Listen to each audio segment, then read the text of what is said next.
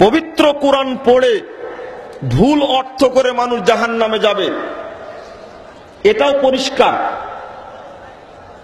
ইসলাম জানতে গিয়ে মানুষ পথভ্রষ্ট হবে, এটাও পরিষ্কার। ইসলাম একমাত্র মনোনীত দিন, এছাড়া কোনো দিন পৃথিবীতে নেই।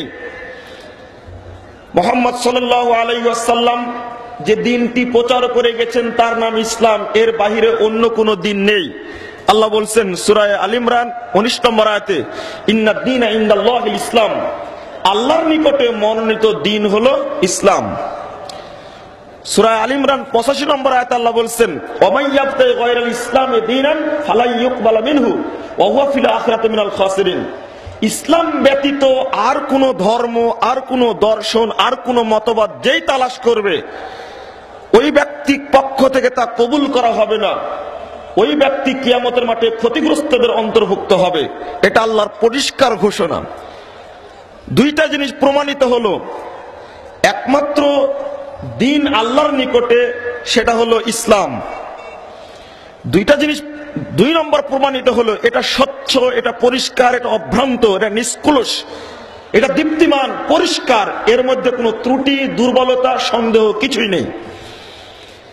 কিন্তু এরপরে কিছু সংখ্যক মানুষ কোরআনের আয়াত পড়ে বিভ্রান্ত হয়। কেন আপনারা মনে করছেন কোরআন পড়ে বিভ্রান্ত হয়? কতটা দলিল নিবেন আপনি? মানুষ কোরআন পড়ে বিভ্রান্ত হয়েছে। বায়েজিদ বোস্তামি নামে একজন ব্যক্তি আছে, খুব পরিচিত।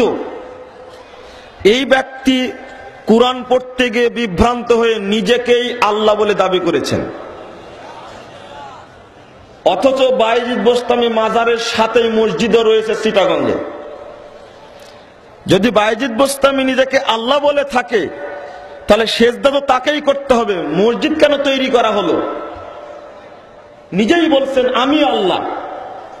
একজন ব্যক্তি যার নামের শেষে বলা হয় জারুল্লাহ, শুরুতে বলা হয়, তাফসিরে কাশফের প্রণেতা জারুল্লাহ জামাখশারি, তার ভাষাগত জ্ঞান, তার ভাষার আলংকারিক দিক, বালাগাত, ফাসাহাত এত চমৎকার, বিশ্বে ভাষাগত দিক থেকে এত বড়, এত শ্রেষ্ঠ তাফসীর দ্বিতীয়টি নেই। তাই তাকে উলামায়ে কেরাম বলেছেন জারুল্লাহ, আল্লাহর পরিবার।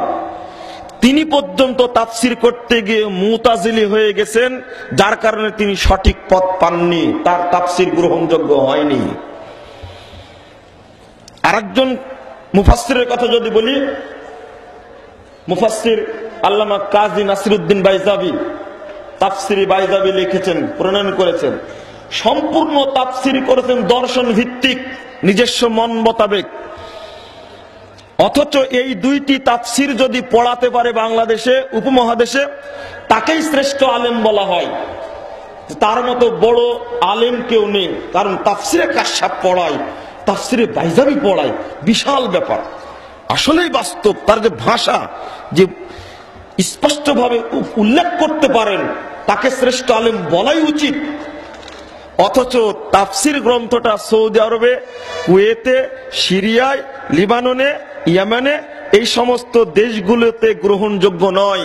যেটা বাংলাদেশে, ভারত, পাকিস্তান, বাংলাদেশে এটা সবচেয়ে গ্রহণীয় তাফসির। এটা দুঃখজনক। সেই সাথে আরেকটি তাফসিরের কথা বলি, সেটা হলো তাফসিরে জালালাইন। অনেক জায়গায় ত্রুটি আছে তার কথায়, এমনকি বিসমিল্লাহির রহমানির রহিম এই বাক্যটারও, এই আয়াতটিরও অর্থ ভুল করেছেন জালালউদ্দিন মুহাল্লি। আমি শুধু ইঙ্গিত দিলাম, কোরআন পড়ে কোরআনের তাফসীর করতে গিয়ে মানুষ বিভ্রান্ত হয়। অসংখ্য মানুষ বিভ্রান্ত হয়েছে। হ্যাঁ, আল্লাহ বলছেন, আল্লাহ রাব্বুল আলামিন বলছেন সূরা বাকারা 26 নম্বর আয়াতে, ইদিল্লু বিহি কাসীরা ওয়া ইয়াহদি বিহি কাসীরা ওয়া মা ইউদিল্লু বিহি ইল্লাল ফাসিকিন। আল্লাহ বহু মানুষকে এই কোরআন দ্বারাতে পথভ্রষ্ট করেন, বহু মানুষকে আল্লাহ পথ দেখান। ওয়া মা ইউদিল্লু বিহি ইল্লাল ফাসিকিন। আর আল্লাহ যাদেরকে পথভ্রষ্ট করেন তারা ফাসিক ছাড়া কেউ নয়। এটা আল্লাহর বাণী। মুহাম্মদ সাল্লাল্লাহু আলাইহি ওয়াসাল্লাম বলছেন, মূল সহিহ মুসলিমের 118 পৃষ্ঠা খুলুন, আল্লাহ রাসূল বলছেন, আল কোরআন হুজ্জাতুল্লাহ আও আলাইক। সাহাবীরা শুনে রাখো, এই কোরআন কাল কিয়ামতের মাঠে তোমার পক্ষে সাক্ষী দিয়ে তোমাকে জান্নাতে নিয়ে যাবে, অথবা এই কোরআন তোমার বিপক্ষে সাক্ষী দিয়ে তোমাকে জাহান্নামে নিয়ে যাবে। আরো স্পষ্ট, কোরআন যে সাক্ষী দিবে বহু জায়গায় আছে। সবচেয়ে ভালো প্রমাণ এসেছে বাইহাকির শোয়াবুল ইমান, হাদিসটি সনদ সহিহ, 3638 নম্বর হাদিস। এই হাদিস স্পষ্ট, কোরআন কাল কিয়ামতের মাঠে আল্লাহকে বলবে, আয় রব ইন্নী মানাতুহু নাওমা ফিল লাইল ফাশাফিনি ফিয়া। আল্লাহ, হে আমার রব, এই ব্যক্তিকে আমি রাত্রির ঘুম থেকে বাধা দিয়েছিলাম, সে রাত জেগে জেগে কোরআন তেলাওয়াত করেছে, আমি তার পক্ষ থেকে সুপারিশ করছি, আমার সুপারিশ কবুল করুন। আল্লাহ রাসূল মুহাম্মদ সাল্লাল্লাহু আলাইহি ওয়াসাল্লাম বলছেন, কোরআন এবং সিয়াম সম্পর্কে ফায়ুশাফান, দুইজনের সুপারিশে আল্লাহ কবুল করবেন এবং তাদেরকে জান্নাত দিবেন। তো পবিত্র কোরআন সাক্ষী দিবে। আল্লাহ রাসূল বলছেন, এই কোরআন তোমার পক্ষেও যেতে পারে, তোমার বিপক্ষেও যেতে পারে।